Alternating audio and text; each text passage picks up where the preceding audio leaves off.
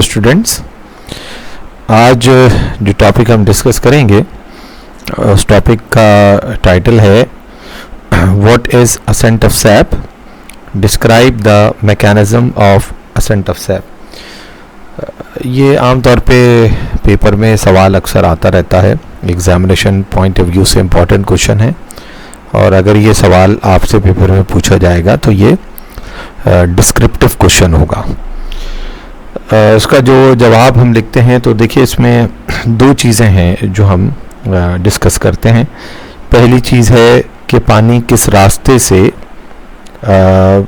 ऊपर की तरफ जाता है, ठीक है, और दूसरा हमें यहाँ पर देखना है कि किस मैकेनिज्म के ज़रिए प्लांट बॉडी में पानी ऊपर की जानिब ट्रैवल करता है। अच्छा, उससे पहले हम ये चाहेंगे कि सवाल का जो पहला हिस्सा है what is ascent of sap, तो इसको हम थोड़ा सा डिफ़ाइन कर दें। असेंट ऑफ सैप की डेफिनेशन इस तरह से लिखी जाती है,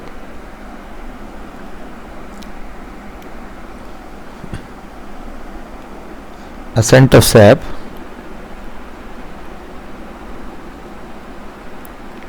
is the movement of water and dissolved substances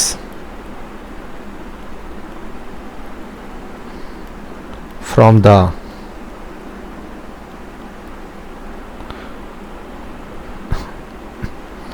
lower parts towards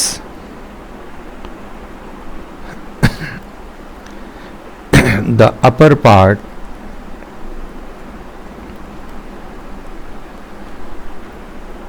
of a plant body। Ascent of sap basically ये वो प्रोसेस है जिसमें प्लांट बॉडी के अंदर रूट के ज़रिए जो वाटर और मिनरल्स एब्जॉर्ब किए जाते हैं ना, वो वाटर और मिनरल्स जो रूट में दाखिल हो गए हैं उनका रूट से लीव्स की जानिब ट्रैवल करने का जो मैकेनिज़्म है उसे असेंट ऑफ सैप कहा जाता है। यानी ये वो प्रोसेस है जिसमें पौधा रूट में मौजूद वाटर और मिनरल्स जो रूट ने सॉइल से कैप्चर किए हैं, ये वाटर और मिनरल रूट से स्टेम की जानिब आते हैं और फिर स्टेम के ज़रिए ये लीव्स की जानिब ट्रैवल करते हैं। तो वाटर और डिज़ोल्व्ड सब्सटेंसेस जिनको मिनरल्स कहा जाता है उनका प्लांट बॉडी में इस तरह से मूव करना असेंट ऑफ सैप कहलाता है। जैसे कि मैंने आगाज़ में आपसे कहा कि दो चीज़ें हैं जो हम डिस्कस करेंगे। पहली चीज़ है पाथ ऑफ वाटर, पानी किस रास्ते से ऊपर की जानिब मूव करता है, ठीक है, पानी गुजरने का रास्ता क्या होता है। तो देखिए असेंट ऑफ सैप में जो पानी मूव करता है वो प्लांट बॉडी में पाए जाने वाले स्पेशल टिश्यूज़ के ज़रिए पानी मूव करता है। उन स्पेशल टिश्यूज़ को नाम दिया जाता है जाइलम का। जैसे कि यहाँ लिखा हुआ है कि जाइलम वो टिश्यूज़ होते हैं जो प्लांट बॉडी में वाटर कंडक्शन का काम अंजाम देते हैं। इनके ज़रिए वाटर और मिनरल रूट से लीव्स की जानिब ट्रैवल करते हैं। अच्छा, जाइलम प्लांट बॉडी में पाए जाने वाला वो कॉम्प्लेक्स टिश्यू है जो 4 इक़साम के सेल से मिलकर बनता है। यानी अगर मैं जाइलम की बात करूं तो जाइलम ये प्लांट बॉडी में कॉम्प्लेक्स टिश्यू की एक टाइप है। कॉम्प्लेक्स टिश्यू का मतलब ये होता है कि वो प्लांट टिश्यूज़ जिसके अंदर एक टाइप के सेल नहीं पाए जाते बल्कि मुख्तलिफ इक़साम के सेल मौजूद होते हैं। जैसे कि आप सबके ज़हन में होगा कि टिश्यू की डेफिनेशन है a group of cell is known as tissue. Cells के मजमूए को टिश्यू कहते हैं। तो प्लांट बॉडी में दो तरह के टिश्यूज़ होते हैं, एक होते हैं सिंपल टिश्यूज़ और एक होते हैं कॉम्प्लेक्स टिश्यूज़। तो सिंपल टिश्यूज़ वो प्लांट टिश्यूज़ होते हैं जिनके तमाम सेल एक जैसे होते हैं, जिसमें पैरेनकाइमा का जिक्र आ जाता है, कोलनकाइमा आ जाते हैं, स्क्लेरेनकाइमा आ जाते हैं। तो पैरेनकाइमा, कोलनकाइमा, स्क्लेरेनकाइमा ये सिंपल प्लांट टिश्यूज़ कहलाते हैं। कॉम्प्लेक्स या कंपाउंड टिश्यू भी कहा जा सकता है इनको। तो जाइलम का शुमार कॉम्प्लेक्स टिश्यूज़ में होता है। इसके अंदर एक जैसे सेल नहीं होते, बल्कि इसमें सेल की 4 वैरायटीज़ मौजूद होती हैं। ठीक है। जाइलम में पाए जाने वाले पहले टाइप के जो सेल्स हैं वो कहलाते हैं ट्रैकीड्स। सेल की दूसरी वैरायटी कहलाती है वेसल्स। तीसरी वैरायटी का नाम है जाइलम फाइबर्स और चौथी टाइप का नाम है जाइलम पैरेनकाइमा। ठीक है। जाइलम पैरेनकाइमा ये अपने अंदर पानी को स्टोर करने का काम करते हैं, स्टोरेज ऑफ वाटर, ये इनका फंक्शन होता है। जाइलम फाइबर का काम होता है कि ये जाइलम की जो नालियां होती हैं जिनके ज़रिए पानी ऊपर की जानिब ट्रैवल कर रहा होता है, उनको ये मैकेनिकल सपोर्ट प्रोवाइड करते हैं। अब बचे ट्रैकीड और वैसल्स। ये वो जाइलम के सेल्स हैं या ये वो जाइलम के एलिमेंट्स हैं जिनके ज़रिए वाटर की कंडक्शन होती है। इसके ज़रिए भी वाटर ट्रैवल करता है ऊपर की जानिब, और वेसल्स के ज़रिए भी पानी ऊपर की जानिब ट्रैवल करता है। मैं इस तफसील में नहीं जाऊंगा क्योंकि हमें अपने जवाब पर फोकस करना है कि ट्रैकीड और वेसल्स में क्या फ़र्क होता है, मतलब इन दोनों में डिफरेंस है। ठीक है ना। लेकिन हमें अपने जवाब में, क्योंकि जब आपके पास जो डिस्क्रिप्टिव क्वेश्चंस आपसे पूछे जाएंगे, जैसे कि आपको पेपर पैटर्न मालूम होना चाहिए कि आपको बॉटनी में 3 डिस्क्रिप्टिव क्वेश्चंस अटेम्प्ट करने होंगे। तो जाहिर सी बात है कि अगर आप बहुत डिटेल में जाके इसका आंसर लिखोगे तो आप 3 सवाल पूरे नहीं कर पाओगे, आपका पेपर रह जाएगा। तो मैंने यही कोशिश कर रहा हूँ कि हम उतनी ही बात करें जितना कि हमें एग्ज़ाम में आंसर लिखना है। ठीक है। तो ये जाइलम से मुताल्लिक ये बात हो गई कि जाइलम वाटर और मिनरल की जो कंडक्शन है वो जाइलम की मदद से होती है, और जाइलम वो कॉम्प्लेक्स टिश्यूज़ होते हैं जिनके अंदर 4 अक़साम के सेल पाए जाते हैं, और 4 अक़साम के सेल के बारे में मैंने मुख्तसर सी बात आपके सामने बयान कर दी है। कम से कम आपको ये पता होना चाहिए कि इन 4 अक़साम के सेल में का काम के लिहाज से इनमें क्या फ़र्क है। ठीक है। अब हम बात कर रहे हैं, तो जैसे कि मैंने पाथ ऑफ वाटर लिखा यहाँ पर, और इसमें आप देख सकते हैं ट्रैकीड और वेसल का जिक्र आपको करना है। ठीक है। इससे ज़्यादा इसमें नहीं जाएंगे। अगर आप जाएंगे तो आपका जवाब बहुत लेंदी हो जाएगा, क्योंकि ये पेपर में अगर सवाल आएगा तो ये जो सामने डायग्राम आपको बनी हुई नज़र आ रही है, आपको ये डायग्राम भी बना के आनी है। ठीक है। अच्छा, अब मैं बात कर रहा हूँ mechanism of ascent of sap. देखिए, बड़ी एक अहम बात यहाँ पर यह है कि जाइलम के अंदर जो पानी की मूवमेंट होती है वो नीचे से ऊपर की जानिब होती है। अब नीचे से ऊपर की जानिब मूवमेंट का मतलब है कि this is the movement against the gravity. ये जो हरकत है ये ग्रेविटी के अगेंस्ट है। ग्रेविटी के अगेंस्ट मूव करने के लिए किसी न किसी फोर्स का होना ज़रूरी है। और ये आपको मैं एक बात बताता चलूँ कि देखिए, जाइलम के अंदर वाटर कैसे ऊपर की तरफ जाता है। तो हमारी बुक में इस सिलसिले में जो थ्योरी बयान की गई है, जो हमें याद करनी है, आपको याद करनी है, लिख कर आनी है, जो हम यहाँ डिस्क्राइब कर रहे हैं, ये भी समझ लीजिए कि इस टॉपिक पर कि पानी कैसे ऊपर जा रहा है बहुत सारी थ्योरीज दी गई। समझ रहे हैं, बहुत सारी थ्योरीज दी गई। ये जो हम थ्योरी आपको पढ़ा रहे हैं ये कहलाती है the most acceptable theory for ascent of sap, और थ्योरी का नाम है transpiration pull theory. This is the most acceptable theory for ascent of sap. ये एक अलग बात है कि इस पर भी ऑब्जेक्शंस हैं, ये जहन में रखिएगा। कि इस पर भी ऑब्जेक्शंस हैं, ठीक है। तो ये आज भी असेंट ऑफ सैप का जो टॉपिक है उसको एक मिस्ट्री कहा जाता है, प्लांट बॉडी में एक मिस्ट्री है। क्योंकि मैं आपको बताता चलूँ कि देखिए पौधा अगर मर भी जाए ना, तो मरने के बाद भी पौधे में असेंट ऑफ सैप का अमल हो सकता है। यानी एक डेड प्लांट के अंदर भी फोटोसिंथेसिस तो नहीं होगा, रेस्पिरेशन नहीं होगा, लेकिन मुर्दा पौधे में अगर कोई एक्टिविटी मरने के बाद भी हो सकती है तो वो क्या है, असेंट ऑफ सैप है। तो कुछ लोगों का पहले ख्याल ये था कि असेंट ऑफ सैप में कोई वाइटल फोर्स इन्वॉल्व है।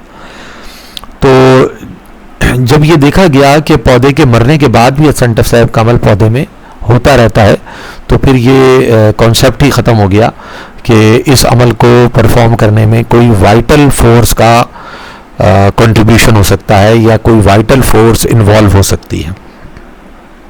तो इस हवाले से कई थ्योरीज दी गई थी, बॉस थ्योरी, गॉडली विस्कीस थ्योरी, ये वाइटल फोर्स थ्योरीज कहलाती थी। लेकिन फिर उसके बाद जब ये पता चला कि डेड प्लांट के अंदर भी ये अमल हो जाता है, तो फिर बात की गई फिजिकल फोर्स थ्योरीज के हवाले से। तो फिजिकल फोर्स थ्योरीज में भी बहुत सारी थ्योरीज दी गई हैं, ठीक है। बुक में तो हमारे द मोस्ट एक्सेप्टेबल थ्योरी है, ठीक है। एक है रूट प्रेशर थ्योरी है, एक है एम्बाइबिशन थ्योरी है, एक है कैपिलरी फोर्स थ्योरी है, एक है एटमॉस्फेरिक प्रेशर थ्योरी। ये मैंने कई थ्योरीज के नाम आपके सामने लिए, तो अगर आप ये थोड़ा सा जहन में रखेंगे तो कभी कहीं हो सकता है कि आगे शायद ये एप्टीट्यूड में इस तरह की कोई बात आपके शायद काम आ जाए, ठीक है। तो मोस्ट एक्सेप्टेबल थ्योरी जो है वो बहरहाल ट्रांसपरेशन पुल थ्योरी कहलाती है। इसको डिक्सन्स थ्योरी ऑफ कोहेजन भी कहते हैं, ठीक है। डिक्सन्स ये साइंटिस्ट का नाम था जिसने ये प्रेजेंट की थी। यह इस थ्योरी को कहते हैं adhesion, cohesion and tension theory. अच्छा, तो जाहिर सी बात है कि हमें ये थ्योरी जो है वो डिस्कस करना है बच्चों।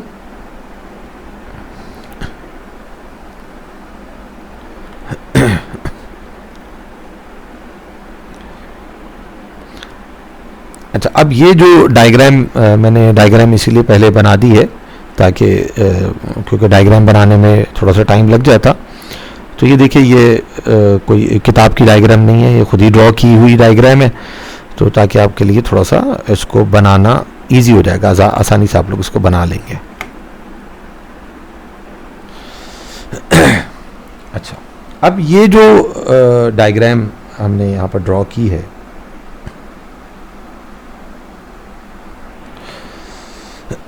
इस डायग्राम में जो चीज़ें मैं चाहूँगा कि थोड़ी सी लेबल कर दूँ, ताकि लेबलिंग हमने इस पर नहीं की अभी, तो लेबलिंग के हवाले से मैं आपको बता दूँ। देखिए, यहाँ से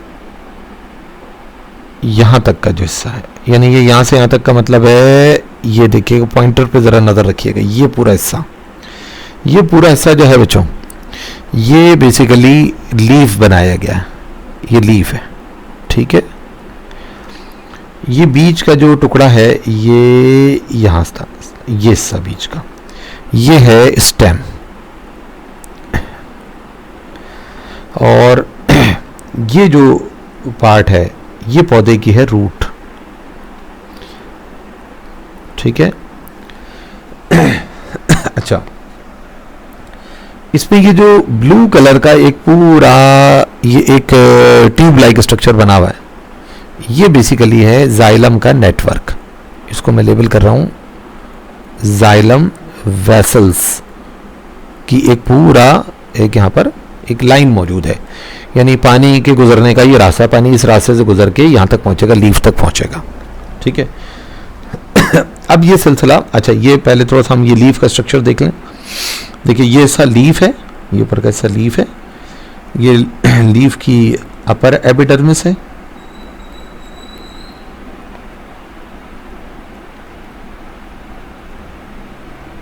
ठीक है। ये लीफ के ऊपर जो रेड कलर की लाइन बनी हुई है, ये क्यूटिकल की लेयर कहलाती है। ये जो ग्रीन कलर के सेल्स आपको दिखाई दे रहे हैं ना, इनको कहते हैं इन्हें कहते हैं मीजोफिल सेल कहलाते हैं। वैसे तो ये मीजोफिल ज़हन में रखिएगा आप फिलहाल, मीजोफिल सेल लीफ के अंदर वो सेल होते हैं जिनमें फोटोसिंथेसिस का प्रोसेस होता है। अच्छा, ये तो हो गया अपर एपिडर्मिस। अच्छा, अब ये जो नीचे नजर आ रही है ये है लोअर एपिडर्मिस।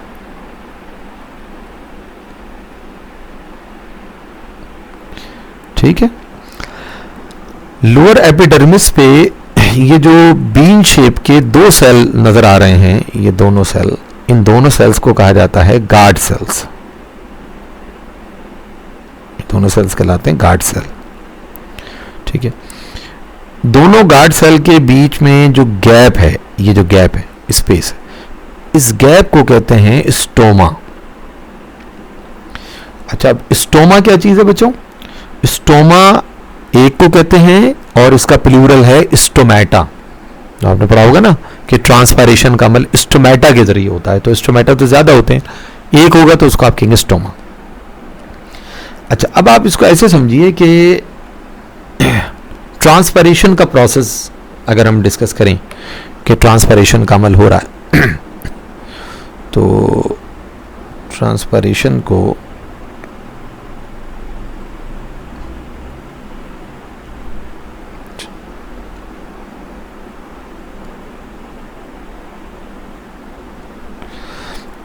अब ये देखिएगा, ये स्टोमेटा के अंदर जो कैविटी है, स्पेस है ना, और ये ध्यान में रखिएगा मीजोफिल सेल के बीच में जो स्पेस है, यहां पर वाटर मॉलिक्यूल सैचुरेटेड कंडीशन में पाए जाते हैं। अच्छा, अब जब ट्रांसपायरेशन का मतलब, ट्रांसपायरेशन क्या है? The evaporation of water from the aerial parts of a plant.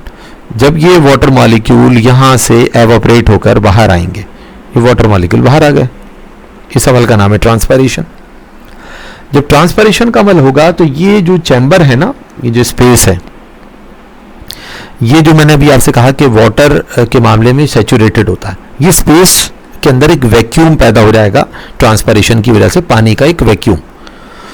उस वैक्यूम को फिल करने के लिए ना ये मीजोफिल सेल अपना पानी लूज करना शुरू कर देते हैं। मीजोफिल सेल का पानी निकल के इस स्पेस को फिल कर देगा। अच्छा, मीजोफिल का जो पानी है वो तो चले बाहर आ गया, लेकिन एक और काम यहां पर होगा। अच्छा, मैं थोड़ा सा इसको हाईलाइट करने के लिए अब मैं ये कह रहा हूं कि ये देखिए, ये वाटर मॉलिक्यूल बाहर आ गया, पहले यहां पानी के मॉलिक्यूल भरे हुए थे, मीजोफिल सेल ने अपना पानी दे दिया। अच्छा, अब ये जो जाइलम की नालियां हैं ना, यहां पर ये वाटर मॉलिक्यूल मौजूद है, और ये देखिए वाटर मॉलिक्यूल ऐसे बनाए जा रहे हैं कि ये जाइलम की जो नालियां हैं, ये जो वैसल्स हैं, इनकी जो दीवारें हैं उनके साथ ये वाटर मॉलिक्यूल चिपके हुए हैं। ध्यान में रखिएगा, जाइलम की जो दीवारें हैं वो सेल वॉल कहलाएंगी ना, तो वाटर मॉलिक्यूल सेल वॉल के साथ एडहेयर हुए हुए, चिपके हुए। ठीक है, एक होती है फोर्स ऑफ कोहेजन और एक होती है फोर्स ऑफ एडहेजन, जैसे कि थ्योरी के टाइटल में भी है, एडहेजन और कोहेजन। ठीक है, फोर्स ऑफ एडहेजन का मतलब होता है force of attraction between the different type of molecule. Adhesion, force of adhesion का मतलब है force of attraction between different type of molecules. तो वाटर मॉलिक्यूल और सेलुलोज की दीवारों के दरमियान जो फोर्स ऑफ अट्रैक्शन पाई जाती है उसे कहते हैं फोर्स ऑफ एडहेजन, जिसकी वजह से ये पानी का एक पूरा कॉलम कहलाता है। ये कॉलम जो है अपनी जगह यानी अपनी जगह मौजूद रहता है, ये कॉलम नीचे गिरता नहीं है। अगर ये फोर्स ना हो, सेलुलोज के साथ वाटर मॉलिक्यूल एडहेयर ना हो, तो ये नीचे गिर जाएगा, कॉलम जो है वो नीचे की तरफ बैठ जाएगा, वैक्यूम आ जाएगा बीच में, फिर पानी पर नहीं जा सकता। वाटर मॉलिक्यूल के पास एक और फोर्स ऑफ अट्रैक्शन भी है, उसका नाम है force of cohesion. Force of cohesion का मतलब होता है force of attraction between the similar type of molecules, यानी एक वाटर मॉलिक्यूल दूसरे वाटर मॉलिक्यूल को खींचता है।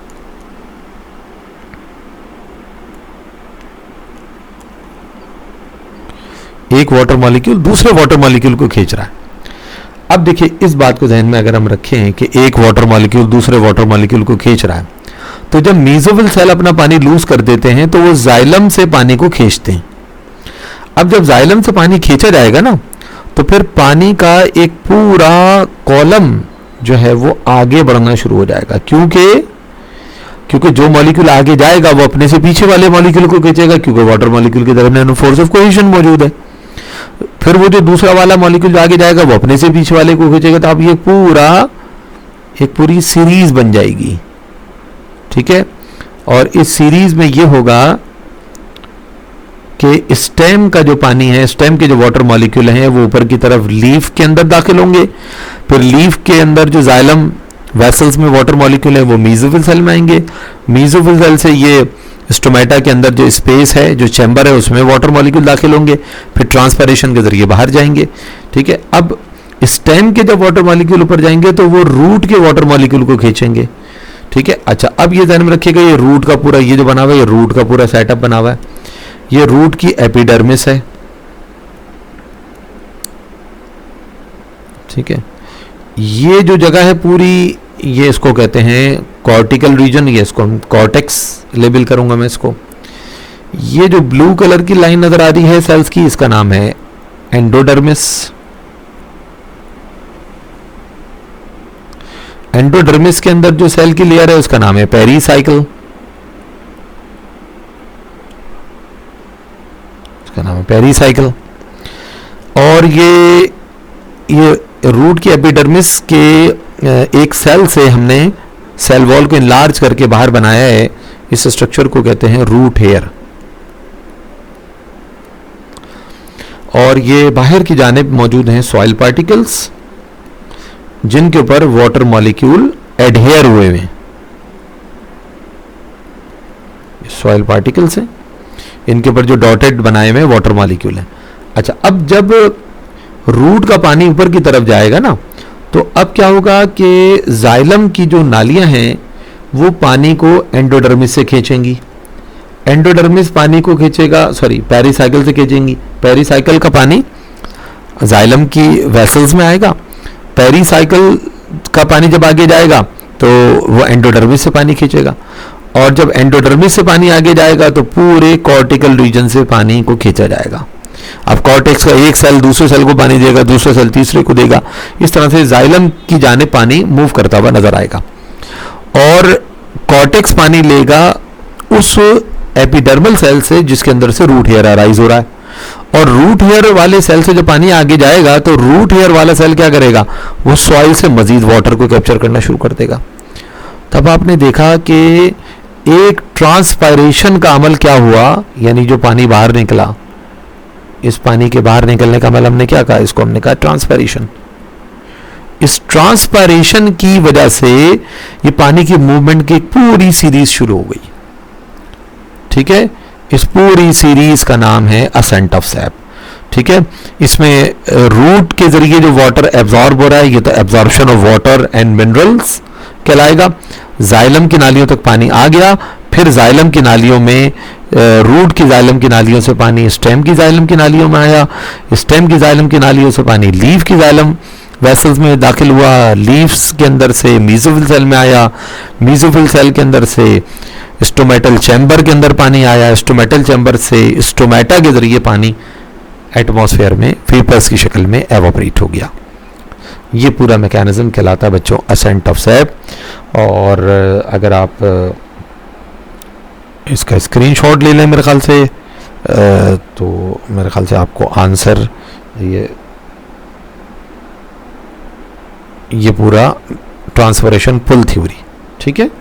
तो ये एक ट्रांसपायरेशन पुल थ्योरी, आप इसका स्क्रीनशॉट ले लीजिए जल्दी से, ठीक है। हो गया, अच्छा। और इस डायग्राम का भी इस स्क्रीनशॉट आप ले लीजिए, क्योंकि ये डायग्राम आपको पेपर में बनानी है, इस तरह की डायग्राम, ठीक है। तो बच्चों इस तरह से ये टॉपिक कंप्लीट हो गया। उम्मीद है आपकी समझ में आ गया होगा, ठीक है। इसको अच्छी तरह से देख लीजिएगा। एक बार अगर नहीं समझ में आए, दोबारा लेक्चर आप देखेंगे तो इंशाल्लाह उम्मीद है आपको याद हो जाएगा, समझ में आ जाएगा, ठीक है। Thank you so much.